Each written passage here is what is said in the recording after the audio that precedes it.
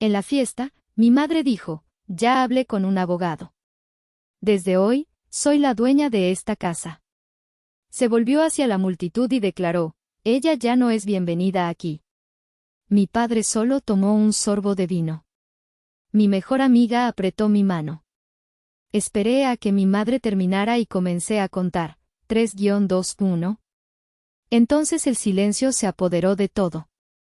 Si aún no estás suscrito al canal, haz clic en el botón de suscripción y activa la campanita para no perderte ninguna de nuestras historias. Tu apoyo significa todo para nosotros. Si esta historia te parece interesante, déjale un like.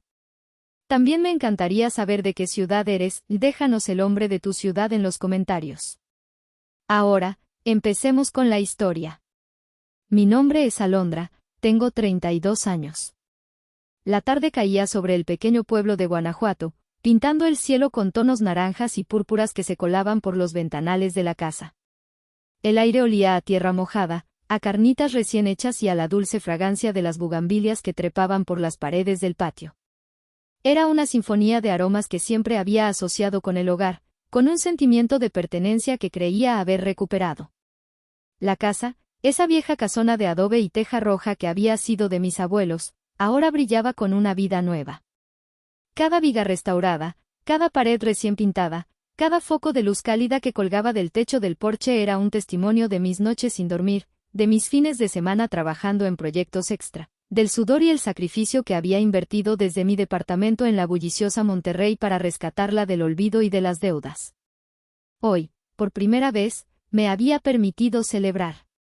Invité a toda la familia, a los tíos, a los primos, a mi mejor amiga Noelia que había conducido desde la ciudad solo para estar conmigo.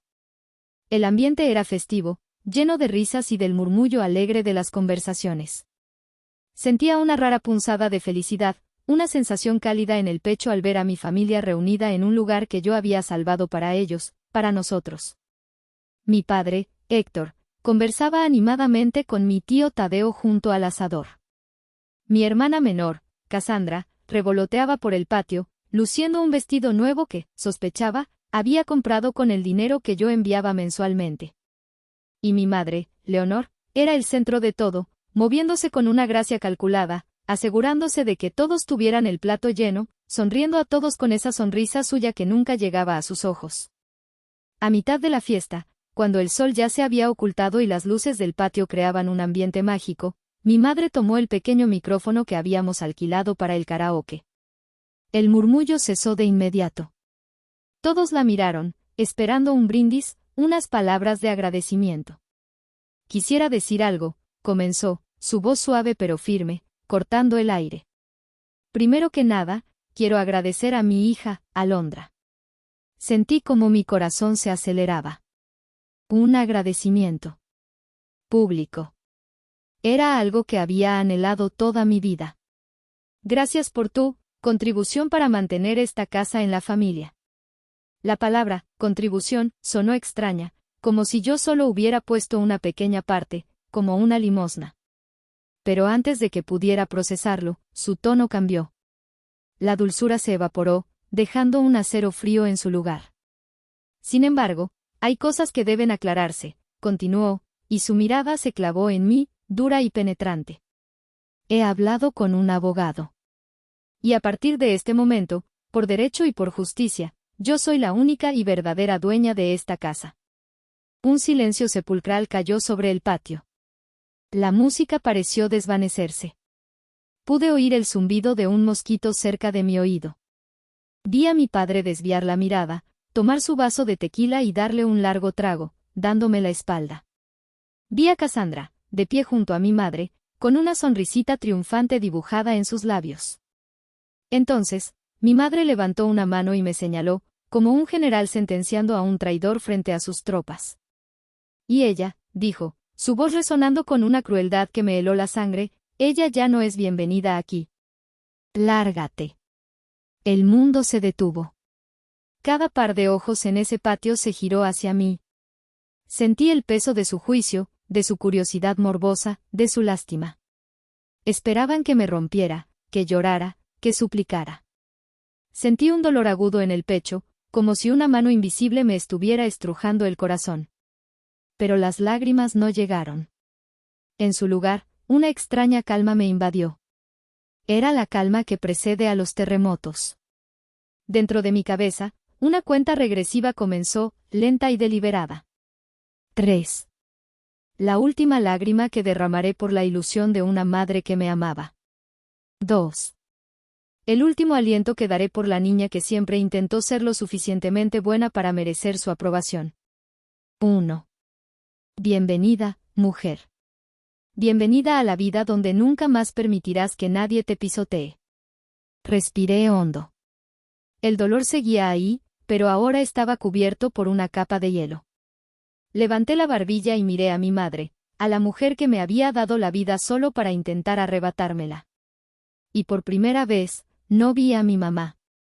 Vi a una extraña. Mientras el silencio se estiraba en el patio, mi mente se convirtió en un torbellino, no de confusión, sino de una claridad dolorosa.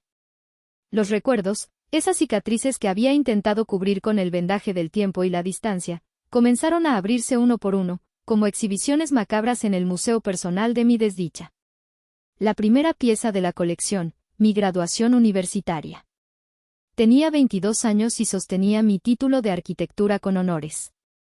Era la primera en la familia en obtener un título universitario. Ahorré durante meses para pagar los boletos de autobús para que mis padres y Cassandra pudieran viajar a Monterrey a verme.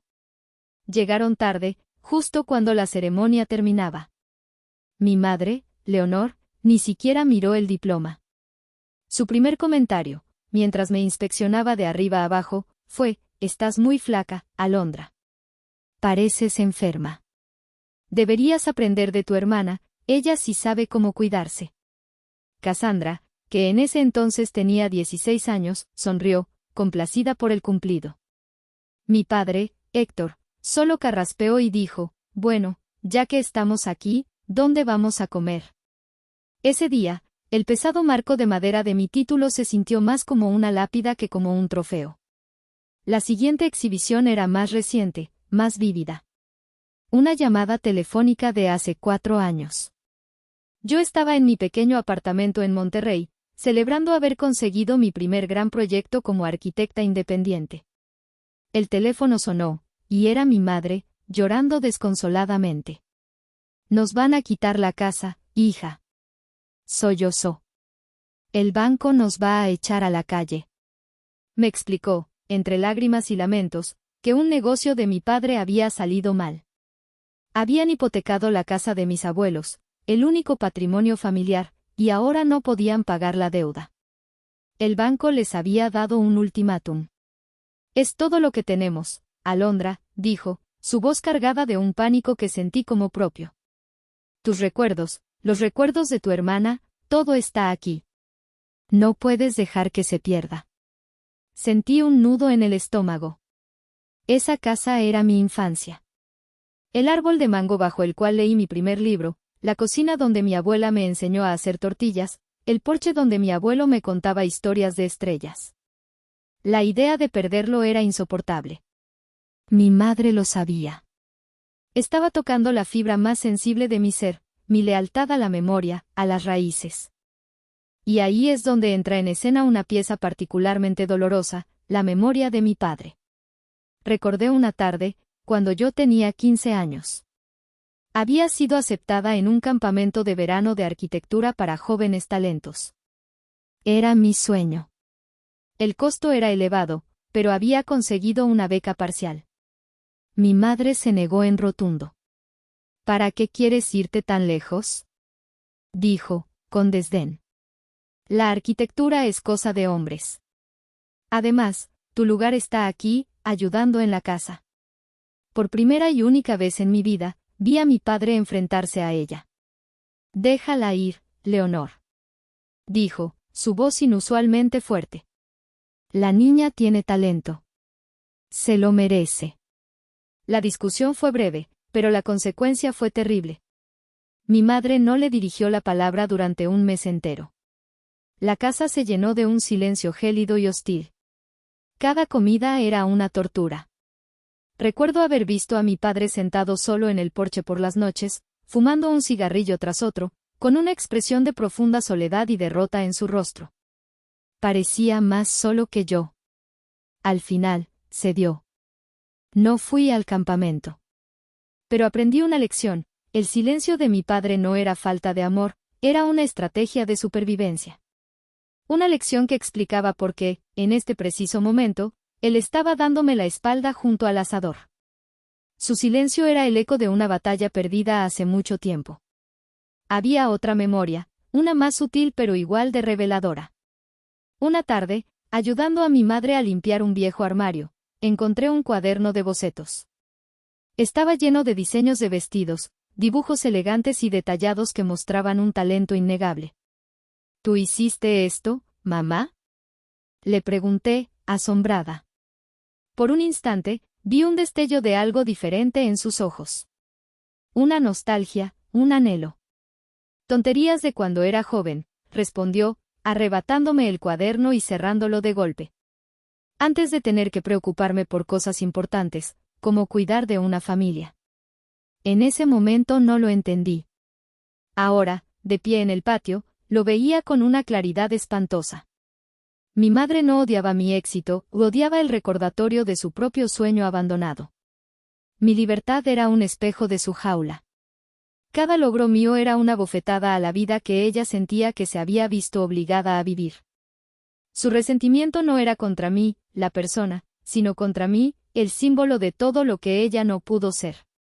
Y esta casa, este lugar que yo había salvado, se había convertido en el campo de batalla donde ella intentaría destruir ese símbolo para siempre. Todos esos recuerdos, todas esas piezas del rompecabezas, encajaron en su lugar en cuestión de segundos. El desdén en mi graduación, la manipulación en la llamada telefónica, el resentimiento oculto en un cuaderno de bocetos, el silencio resignado de mi padre. No era un ataque espontáneo. Era la culminación de toda una vida de ser el chivo expiatorio, la hija invisible cuyo único propósito era sacrificarse por el bienestar de los demás, especialmente por Cassandra, la hija dorada.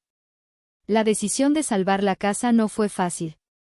El proyecto que acababa de conseguir me daría un respiro financiero, pero no me haría rica. La cantidad que el banco reclamaba era astronómica, el equivalente a todos mis ahorros y un poco más. Significaba renunciar a mis propios planes, al enganche de mi propio departamento en Monterrey, a la posibilidad de invertir en mi estudio de arquitectura. Lo haré, le dije a mi madre por teléfono, con la voz entrecortada. Pero hay condiciones. Expliqué que la única forma de que yo pudiera conseguir el préstamo personal que necesitaba para cubrir el resto de la deuda era que la propiedad estuviera a mi nombre. Era una exigencia de mi banco, no un capricho. Yo sería la deudora legal, por lo tanto, debía ser la propietaria legal. Claro, hija, claro, dijo Leonor con una dulzura empalagosa. Lo que sea necesario. Es solo un trámite, un papel. Todos sabemos que esta casa es de la familia. Te estaremos eternamente agradecidos. Eternamente agradecidos. La frase resonaba ahora en mis oídos con una ironía cruel. Los siguientes 4 años fueron un infierno silencioso. Me sumergí en el trabajo como si mi vida dependiera de ello, porque, en cierto modo, así era. Acepté cada proyecto que se me cruzó, sin importar cuán pequeño o exigente fuera. Mis días comenzaban a las 6 de la mañana y terminaban bien entrada la madrugada, con el resplandor de la pantalla de mi computadora como única compañía. Mi dieta consistía en café, sándwiches apresurados y una dosis constante de estrés. Recuerdo una noche en particular. Eran casi las 2 de la mañana y estaba tratando de terminar los planos para un centro comercial. Mis ojos ardían por el cansancio. Mi mejor amiga, Noelia, me había llamado esa tarde, eufórica. Alondra. Encontré una oferta increíble. Un viaje de 2 semanas por Europa. España e Italia, como siempre soñamos desde la universidad. Tenemos que ir. Mi corazón se encogió. Viajar por Europa era nuestro gran sueño, un pacto que habíamos hecho entre risas y tazas de café durante las largas noches de estudio. Miré el estado de mi cuenta bancaria en la pantalla. Acababa de hacer el pago mensual del préstamo de la casa, una cifra que me dejaba temblando. No puedo, Noé, le dije, forzando un tono casual. Estoy hasta el cuello de trabajo. Quizás el próximo año. Siempre dices eso, Alon, respondió, su decepción palpable a través del teléfono. Tienes que vivir un poco. Colgué el teléfono y me permití llorar durante 5 minutos exactos. Me sentía atrapada, corriendo en una rueda de hámster para pagar una casa en la que apenas pasaba tiempo. Luego me sequé las lágrimas, me serví otra taza de café y volví a los planos. No había tiempo para la autocompasión. Mientras yo me sacrificaba, la vida en Guanajuato parecía florecer, al menos para mi familia. Cada mes, además del pago del préstamo, les enviaba dinero extra para los gastos. Tu padre no ha tenido mucho trabajo, me decía mi madre. Y tu hermana necesita ropa nueva para la universidad. Yo nunca cuestioné. Era mi deber. Pero las señales de alerta estaban ahí, solo que yo estaba demasiado cansada para verlas. En mis escasas visitas, notaba cambios en la casa. Un día, encontré que habían remodelado la cocina por completo, con una cubierta de granito carísima. ¿De dónde salió el dinero para esto?, pregunté, sorprendida. Ay, hija, con lo que nos mandas, respondió Leonor, restándole importancia. Había que darle una manita de gato a la casa. Tú que vives en la ciudad, ¿qué vas a saber de estas cosas? Esto es para darle valor a la propiedad de la familia. En otra ocasión, Cassandra publicó fotos en Instagram de una gran fiesta en la alberca. Domingo de relax en mi casa, decía el pie de foto. Cuando le comenté a mi madre que no me parecía correcto que Cassandra se refiriera a la casa como suya, ella se ofendió. ¡Qué sensible eres, Alondra! Es solo una forma de decir. No seas egoísta. Esta casa es de todos. Intenté convencerme a mí misma de que estaba exagerando, que el estrés me hacía ver fantasmas donde no los había. Estaba pagando por la paz de mi familia, por mantener intacto ese santuario de mi infancia. Pero la verdad era que estaba pagando para ser una extraña en mi propia casa, una benefactora invisible cuyo único papel era firmar los cheques. El precio de mi lealtad no era solo dinero. Era mi juventud, mis sueños, mi dignidad. Y estaba a punto de descubrir que, para ellos, mi sacrificio no era más que el primer pago de una deuda que nunca terminaría de saldar. La fiesta de esa tarde no era una celebración cualquiera. Era, para mí, un hito. Hacía apenas un mes, había realizado el último pago del préstamo. Después de 4 años de una austeridad brutal, era libre. La casa estaba oficialmente pagada, y era mía sin la sombra de ninguna deuda. Quería marcar el momento, no con arrogancia, sino con gratitud. Quería compartir ese logro con la familia por la que, en teoría, lo había hecho todo. Por eso organicé la reunión. Ingenua de mí, pensé que sería un punto de inflexión, un nuevo comienzo. En las semanas previas a la fiesta, la tensión había ido creciendo de formas sutiles pero inquietantes. Una tarde, hice una videollamada para coordinar algunos detalles. Mi madre contestó, y mientras caminaba por la casa con el teléfono, la cámara pasó por el pasillo. Me detuve en seco. Mamá, ¿puedes volver atrás?, le pedí. Ella regresó. La puerta de mi antiguo dormitorio, el más grande y con el balcón que daba al jardín, estaba abierta. Adentro, 2 hombres estaban pintando las paredes de un color rosa pastel que yo detestaba. Y en medio de la habitación, dirigiendo la operación, estaba Cassandra. ¿Qué están haciendo en mi cuarto?, pregunté, mi voz más aguda de lo que pretendía. Ay, por Dios, Alondra, respondió mi madre, con un suspiro de fastidio. El cuarto de tu hermana era muy oscuro y húmedo. Le dimos este, que tiene más luz. Total, tú casi nunca vienes. Se lo merece, ha estado un poco deprimida. Pero, ni siquiera me preguntaron. Es mi habitación. Era tu habitación, corrigió Cassandra, asomándose a la cámara con una sonrisa burlona. Ahora es la mía. Gracias, hermanita. La llamada se cortó abruptamente. Mala señal, dijo mi madre. Me quedé mirando la pantalla en negro, sintiendo un frío que no tenía nada que ver con el aire acondicionado de mi oficina. No se trataba de una habitación. Se trataba de un acto de posesión. Estaban borrando mi presencia de la casa, centímetro a centímetro, mientras yo seguía pagando por ella desde la distancia. Unos días después, recibí un mensaje de mi tía Estela, la hermana de mi madre. Oye, mi hija. Tu mamá me contó que andas muy delicada con lo de la casa. No seas así.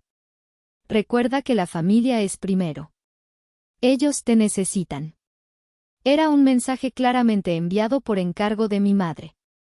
Estaba usando a sus monos voladores, como los llamaba Noelia, para ejercer presión, para hacerme sentir culpable. La narrativa era clara: yo era la hija egoísta y desagradecida que vivía en la gran ciudad, mientras ellos, los humildes guardianes de la tradición familiar, sufrían en silencio. La gota que casi derramó el vaso ocurrió una semana antes de la fiesta. Llamé a mi padre para preguntarle qué le gustaría que llevara. Lo que sea está bien, mija, dijo, con su habitual tono pasivo. Papá, ¿está todo bien? Mamá y Cassandra han estado actuando muy raro con la casa. Hubo un largo silencio al otro lado de la línea. Pude oírlo encender un cigarrillo. Tu madre solo quiere lo mejor para todos, murmuró finalmente. ¿Y qué es lo mejor? ¿Darle mi cuarto a Cassandra sin mi permiso? ¿Repetirle a todo el mundo que yo soy una egoísta? Alondra, por favor, no empieces. Ya sabes cómo es tu madre. Es mejor no llevarle la contraria. ¿Y tú? ¿No piensas decir nada? Yo solo quiero que todos estemos en paz, dijo, y en su voz escuché el eco de aquel hombre derrotado en el porche, 15 años atrás. Colgué el teléfono sintiendo una profunda decepción. La paz de la que hablaba mi padre era una paz falsa, comprada al precio de mi propio bienestar. Era la paz de los cementerios. Y yo me estaba dando cuenta de que, en esa familia, yo era la que estaba siendo enterrada viva. A pesar de todo, decidí seguir adelante con la fiesta, aferrándome a la tonta esperanza de que ver la casa pagada, ver mi esfuerzo materializado, cambiaría algo. No sabía que no estaban planeando un cambio, sino un golpe de estado. La llamada que lo cambió todo llegó 3 días antes de la fiesta. Estaba en mi coche, atrapada en el tráfico de Monterrey, cuando vi el nombre de mi tío Tadeo en la pantalla. Era extraño. Mi tío, el hermano menor de mi padre, era un hombre de pocas palabras, un mecánico honesto y directo que rara vez llamaba. Un mal presentimiento se instaló en mi estómago. ¿Tío? ¿Pasó algo? Contesté, tratando de sonar tranquila. Alondra, sobrina, necesito que me escuches con atención, dijo, su voz era un susurro ronco y urgente. Y no puedes decirle a nadie que yo te llamé. ¿Entendido? Sí, tío, te escucho. Respiró hondo. Pude oír el sonido de herramientas metálicas de fondo. Debía estar en su taller. Estuve en la casa ayer. Fui a arreglar la bomba del agua. Tu padre no estaba, y tu madre y Cassandra pensaron que yo ya me había ido. Las escuché hablando en la cocina. Hizo una pausa, como si le costara encontrar las palabras. ¿Qué escuchaste, tío? Presioné, mi corazón comenzando a latir con fuerza. Tu madre. Alondra, tu madre está planeando algo muy feo. Hablaba con un abogado por teléfono, un tal licenciado Velasco, un tipo con fama de ser un coyote. Le estaba preguntando sobre una ley extraña, algo sobre el derecho de posesión familiar. Quiere argumentar que, como ella ha vivido en la casa toda su vida y tú solo pusiste el dinero, ella tiene más derecho que tú. Sentí que el aire se me escapaba de los pulmones. El tráfico a mi alrededor se desvaneció. ¿Qué? Eso es absurdo. La casa está a mi nombre. Yo pagué la deuda. Lo sé, mija, yo lo sé. Pero eso no es lo peor. El plan es humillarte. Quiere anunciarlo en tu fiesta, delante de todos. quiere decir que la casa es suya y echarte. Dijo, y cito, para que esa niña arrogante aprenda cuál es su lugar. Cada palabra era un martillazo en mi pecho. Humillarme. Arrogante. Aprender mi lugar. No era una disputa legal. Era una ejecución pública. ¿Y tu hermana? Continuó mi tío, su voz llena de disgusto, ella solo se reía. Decía que ya estaba planeando cómo redecorar el resto de la casa cuando tú ya no estuvieras. La imagen de Cassandra riéndose de mi futura humillación fue la chispa que encendió la pólvora. La tristeza se convirtió en una furia helada. ¿Y mi papá? Pregunté, aunque ya sabía la respuesta. Mi tío suspiró, un sonido pesado y lleno de pena. Tu padre, él sabe todo, Alondra. Lo sabe desde hace semanas. Pero no se atreve a hacer nada. Leonor lo tiene completamente dominado. Lo siento, sobrina. Debería haberte llamado antes. Soy un cobarde. No, tío. Tú no eres el cobarde, le dije, mi voz temblando pero firme. El único que ha tenido el valor de decirme la verdad has sido tú. Gracias. Te debo una muy grande. Colgué el teléfono. El coche detrás de mí tocó el claxon. El tráfico había avanzado. Pero yo no podía moverme. Estaba paralizada, no por el shock, sino por la magnitud de la traición. Mi madre era la arquitecta del plan, Cassandra la beneficiaria entusiasta, y mi padre, el cómplice silencioso. Los tres pilares de mi vida familiar eran una farsa podrida. Me orillé en la siguiente calle y apagué el motor. Apoyé la frente en el volante. No lloré. En ese momento, la niña ingenua que anhelaba la aprobación de su madre murió. Y en su lugar, nació una arquitecta. Una que, en lugar de construir casas, iba a demoler una estructura familiar basada en la mentira y la manipulación. Y lo haría con la misma precisión y frialdad con la que se diseña un plano. Tomé mi teléfono y busqué el contacto de la mejor abogada de bienes raíces de Monterrey. La guerra no la había empezado yo, pero, por Dios, que yo la iba a terminar. La oficina de la licenciada Sofía Ramos era todo lo que mi madre detestaría, moderna, minimalista, con enormes ventanales que ofrecían una vista panorámica de la imponente Sierra Madre. La licenciada Ramos era igual, una mujer de unos 40 años, vestida con un traje impecable, con una mirada inteligente y directa que no dejaba lugar a ambigüedades. Me senté frente a su escritorio de cristal. Durante una hora, le conté todo. No omití detalle. Comencé con la llamada de mi madre pidiendo ayuda, le mostré los contratos del préstamo, los comprobantes de cada una de las 48 transferencias bancarias que había hecho, y finalmente, la escritura de la propiedad, clara e inequívoca, a mi nombre, Alondra Rivera. Terminé relatando la llamada de mi tío Tadeo y el plan de mi madre. La licenciada Ramos escuchó todo sin interrumpir, sus dedos entrelazados sobre el escritorio, su expresión impasible. Cuando terminé, se reclinó en su silla y me miró fijamente. Legalmente, señorita Rivera, su caso es un tanque de guerra contra una pistola de agua, dijo, su voz era tranquila pero cortante. La posesión familiar, de la que habla su madre no tiene ningún fundamento cuando existe una escritura de propiedad tan clara y una deuda documentada que usted pagó en su totalidad. El plan de su madre es, desde el punto de vista legal, un chiste. Sentí una ola de alivio, pero ella levantó una mano. Sin embargo, continuó, el objetivo de su madre no es legal. Es psicológico. Es una táctica de terrorismo emocional. Quiere aislarla, humillarla públicamente y obligarla a ceder por agotamiento o por vergüenza. En el tribunal de la opinión familiar, ella quiere ser la jueza, el jurado y el verdugo. Asentí. Había descrito la situación con una precisión quirúrgica. Entonces, ¿qué hago? ¿La confronto antes de la fiesta? ¿No voy? La licenciada Ramos sonrió por primera vez. Fue una sonrisa astuta, casi depredadora. Absolutamente no. Usted no va a reaccionar. Usted va a actuar. No vamos a jugar a la defensiva. Vamos a lanzar un contraataque tan devastador que no sabrán que los golpeó. Se inclinó hacia adelante, y sus ojos brillaron con una intensidad que me dio confianza. Usted va a ir a esa fiesta. Va a dejar que su madre diga cada una de las palabras que tiene planeadas.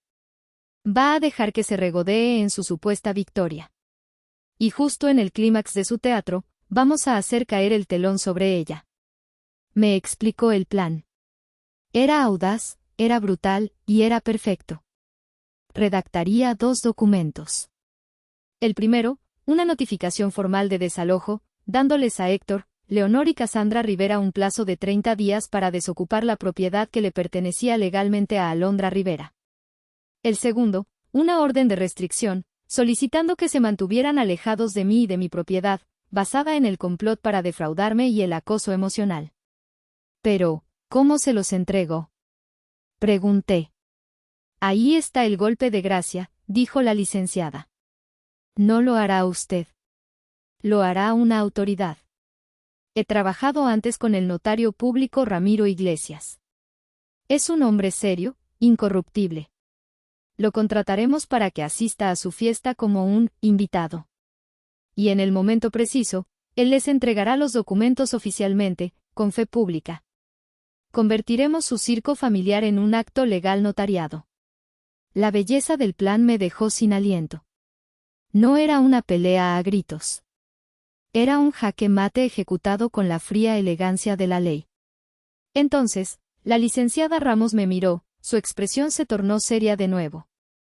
Señorita Rivera, Alondra. Puedo ganar esto para usted. Pero necesito que me responda una cosa, con total honestidad. ¿Está preparada para cortar los lazos por completo? Porque después de esto, no habrá vuelta atrás. El puente que los une se quemará hasta los cimientos. La pregunta quedó suspendida en el aire. Miré por el ventanal, hacia los picos de la Sierra Madre, hacia el horizonte de la ciudad que yo había conquistado sola, ladrillo a ladrillo. Esa era mi vida, la que yo había construido. La otra, la de Guanajuato, era solo una deuda emocional que finalmente estaba a punto de saldar. Me volví hacia ella, y sentí una calma que no había experimentado en años. Licenciada, dije, mi voz firme y clara, hace mucho tiempo que no tengo una familia a la cual regresar. Proceda. Regresamos al patio. El eco de la palabra, lárgate, de mi madre todavía flotaba en el aire denso y pesado. Todos los ojos seguían fijos en mí. Podía ver un abanico de emociones en sus rostros, la conmoción de mis primos, la incomodidad de los vecinos, la mal disimulada satisfacción de mis tías Estela y Gema. Mi padre seguía de espaldas, aferrado a su vaso como si fuera un salvavidas. Cassandra tenía los brazos cruzados, saboreando el momento, su cara era un poema de arrogancia. Y mi madre, Leonor, me miraba desde su pedestal improvisado, con la barbilla en alto, esperando mi colapso. Pero el colapso no llegó. En lugar de eso, respiré hondo, dejando que el aire llenara mis pulmones, y luego lo solté lentamente. Di un paso al frente, saliendo de la sombra del porche hacia la luz del patio. Tomé una copa de agua de una de las mesas y la sostuve. Mis manos no temblaban. Una extraña sonrisa, una que no sentía del todo mía, se dibujó en mis labios. No era una sonrisa de felicidad, ni de tristeza. Era la sonrisa de alguien que conoce el final de la película mientras todos los demás todavía están viendo los créditos iniciales. Gracias, mamá, dije, mi voz sorprendentemente clara y tranquila, resonando en el silencio absoluto. ¡Qué discurso tan apasionado! Leonor frunció el ceño, desconcertada por mi reacción. Esperaba lágrimas, gritos, súplicas. No esperaba esta serenidad casi antinatural. Dices que hablaste con un abogado, continué, dando un pequeño sorbo de agua. ¡Qué coincidencia! Yo también.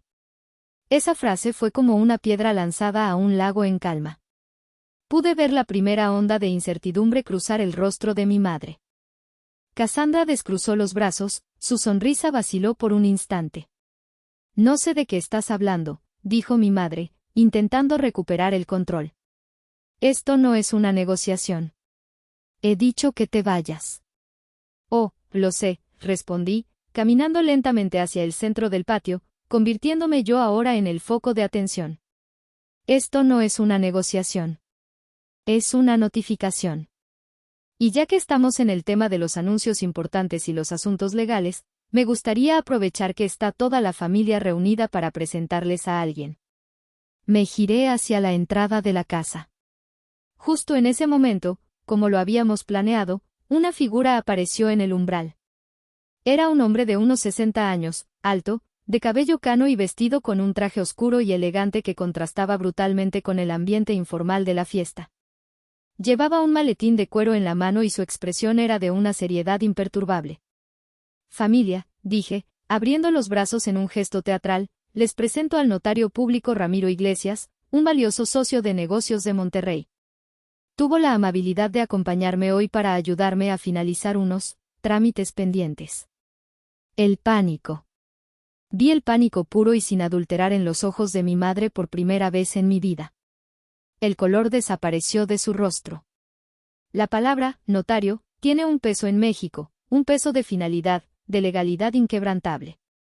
Esto ya no era un drama familiar. Lo había elevado a un plano completamente diferente. El notario Iglesias avanzó con pasos medidos, su presencia imponiendo un nuevo nivel de silencio y gravedad. Se detuvo a mi lado, asintió cortésmente y abrió su maletín. El chasquido de los cerrojos metálicos sonó como el martillo de un juez. Mamá, dije, mi voz ahora sin rastro de ironía, solo un filo de acero, terminaste tu parte. Ahora, es mi turno. El notario Iglesias sacó de su maletín una carpeta de color manila.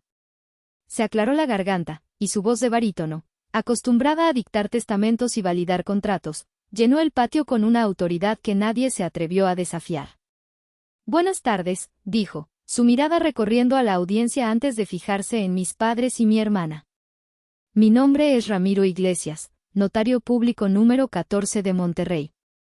Actúo hoy en representación legal de mi clienta, la señorita Alondra Rivera, aquí presente y única propietaria legítima de este inmueble. Hizo una pausa dramática, dejando que el peso de sus palabras se asentara. Vi a mi tía Estela jadear y llevarse una mano a la boca. Mi padre finalmente se había dado la vuelta, su rostro era una máscara de horror pálido. Procederé a dar lectura a un documento oficial, continuó el notario, sacando una hoja con sellos y firmas. Notificación formal de desalojo. Dirigida a los ciudadanos Héctor Rivera, Leonor Camacho de Rivera y Cassandra Rivera. El murmullo entre los invitados se convirtió en un jadeo colectivo. Mi madre dio un paso atrás, como si hubiera recibido un golpe físico. Por medio de la presente, leyó el notario, su voz monótona e implacable, y en virtud de los derechos que le confiere el título de propiedad número 87B-43, debidamente inscrito en el registro público de la propiedad de este municipio. La propietaria Alondra Rivera le solicita formalmente la desocupación de este inmueble en un plazo no mayor a 30 días naturales a partir de la recepción de esta notificación. Cassandra fue la primera en explotar. No puedes hacer esto, gritó, su voz aguda y estridente, señalándome. Esta es nuestra casa. Tú eres una maldita traidora. El único traidor aquí, interrumpí, mi voz fría como el hielo, es quien intenta robar lo que no es suyo. El notario Iglesias ni se inmutó. Continuó como si Cassandra no hubiera dicho nada. El incumplimiento de esta solicitud resultará en un procedimiento judicial de lanzamiento por la fuerza pública. Se les exhorta a realizar la desocupación de manera pacífica para evitar mayores complicaciones legales. Terminó de leer y, con un movimiento deliberado, caminó hacia mi madre y le extendió el documento. Leonor lo miró como si fuera una serpiente. No lo tomó. El notario, con una paciencia infinita, simplemente lo dejó caer a sus pies. Luego se giró, sacó otro documento idéntico y se lo ofreció a mi padre, quien lo recibió con manos temblorosas. Finalmente, le entregó el último a Cassandra, quien lo arrebató y lo arrugó en un puño con un gesto de furia infantil. Pero la licenciada Ramos y yo habíamos anticipado todo. El golpe final aún no había llegado. El notario Iglesias regresó a mi lado, se ajustó las gafas y miró directamente a mi madre.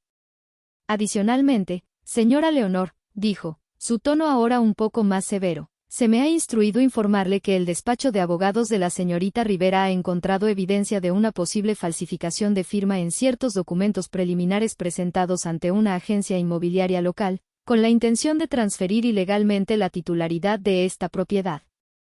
Si la notificación de desalojo fue un golpe, esto fue la aniquilación. La disputa civil acababa de escalar a una posible acusación penal. El fraude. La cárcel. Esas palabras no se dijeron, pero flotaban en el aire, visibles y aterradoras. El rostro de mi madre se descompuso.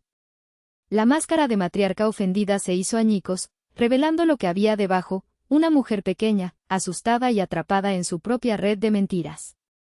Miró a su alrededor, buscando apoyo, pero todos los rostros, incluso los de sus hermanas, la miraban ahora con una mezcla de horror y distancia. Su ejército la había abandonado. No, no es verdad, susurró, pero su voz no tenía convicción. La autenticidad de dichas firmas será determinada por las autoridades correspondientes, concluyó el notario, cerrando su maletín con un clic definitivo. Mi labor aquí ha terminado. Señorita Rivera. Asintió en mi dirección, se dio media vuelta y caminó hacia la salida con la misma dignidad con la que había entrado, dejando tras de sí una devastación absoluta. El silencio que siguió fue diferente. Ya no era tenso. Era el silencio de un campo de batalla después de que la última bomba ha caído. Los invitados, mis parientes, comenzaron a dispersarse en silencio, sin despedirse, como ratas abandonando un barco que se hunde. Nadie quería ser testigo de la humillación final. En menos de 5 minutos, el patio quedó casi vacío. Solo quedábamos nosotros 4 y mi amiga Noelia, que permanecía a mi lado, mi ancla en medio de la tormenta. La guerra había terminado. Y yo, contra todo pronóstico, era la única que quedaba en pie. Si llegaste hasta esta parte del video, significa que realmente te interesó la historia. Cuéntame en los comentarios qué opinas, escribe el número 1 para saber que estás aquí o dime desde qué parte de tu país me estás viendo. También puedes dejar cualquier pregunta y la responderé. Cuando el último de los invitados hubo desaparecido, mi madre pareció despertar de su estupor. El shock dio paso a su última y más poderosa arma, la victimización. ¿Cómo pudiste?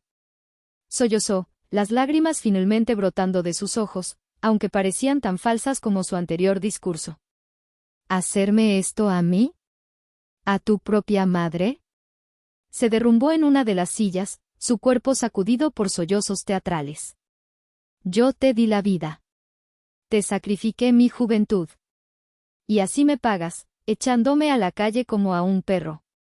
Mi padre, viendo a su esposa derrumbarse, finalmente reaccionó.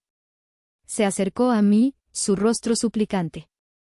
Alondra, hija, por favor, reconsidera. Es tu madre. No podemos simplemente irnos. ¿A dónde iríamos? Era la pregunta equivocada. La pregunta que demostraba que, incluso después de todo, él seguía esperando que yo resolviera los problemas que ellos habían creado. Esa es una pregunta que debieron hacerse antes de intentar robarme, respondí, mi voz desprovista de toda emoción. Antes de planear humillarme delante de todos. Fue idea de tu madre. Dijo Cassandra, señalando a Leonor con el dedo, en un patético intento de salvarse. Ella me convenció. Dijo que era lo justo. Verlos así, acusándose unos a otros, desmoronándose bajo el peso de sus propias acciones, no me produjo ninguna satisfacción. Solo un vacío inmenso. La familia que yo había intentado salvar ya no existía. Quizás nunca había existido. Leonor se levantó y se acercó a mí, intentando tomar mis manos. Retrocedí instintivamente. Mírame, Alondra, suplicó, su rostro bañado en lágrimas. Soy tu madre. La sangre nos une. No puedes romper eso. Perdóname. Miré sus manos, las mismas manos que una vez me habían acunado y que ahora habían intentado apuñalarme por la espalda. Miré su rostro lloroso y ya no sentí nada. Ni amor, ni odio. Solo una distancia infinita. La sangre no te da derecho a envenenarme, mamá, dije en voz baja, pero cada palabra era clara. Creíste que porque compartimos sangre, podía ser tuya para usar y desechar. Te equivocaste. Me giré hacia ella, hacia mi padre, hacia mi hermana. Tienen 30 días, dije, mi voz era la de un extraño. Usé en ese tiempo sabiamente. Mi madre soltó un último gemido de desesperación. Eres un monstruo. Gritó. Un monstruo sin corazón. No, repliqué, deteniéndome en el umbral de la puerta. Me convirtieron en una sobreviviente. Y los monstruos a los que aprendí a sobrevivir, fueron ustedes. Salí de la casa sin mirar atrás, con Noelia a mi lado.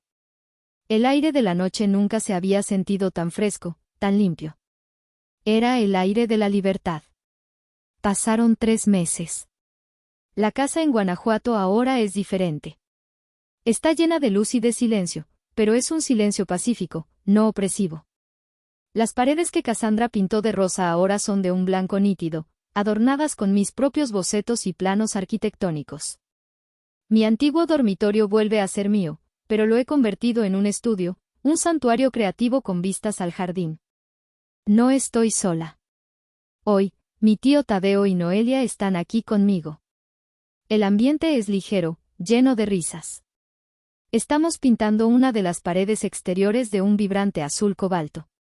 La música suena desde un altavoz portátil y hay botellas de agua fría y fruta fresca en una mesita cercana. Cuidado, arquitecta, que me manchas el overol. Bromea mi tío, salpicándome con su brocha. Es para que combine con tus ojos. Le respondo, riendo.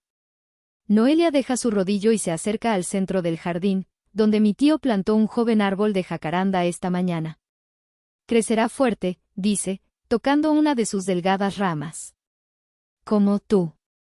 Sonrío. Es verdad. He perdido una familia, pero he ganado algo mucho más valioso, una familia elegida. Una familia basada no en la obligación de la sangre, sino en el respeto, la lealtad y el cariño verdadero. Nunca volví a hablar con ellos. Supe por mi tío que se mudaron a un pequeño departamento alquilado en una ciudad vecina.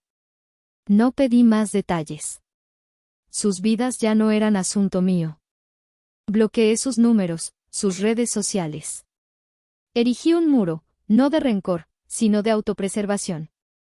A veces, por la noche, cuando me siento en el porche que ahora es verdaderamente mío, miro las mismas estrellas que mi abuelo me enseñó a nombrar.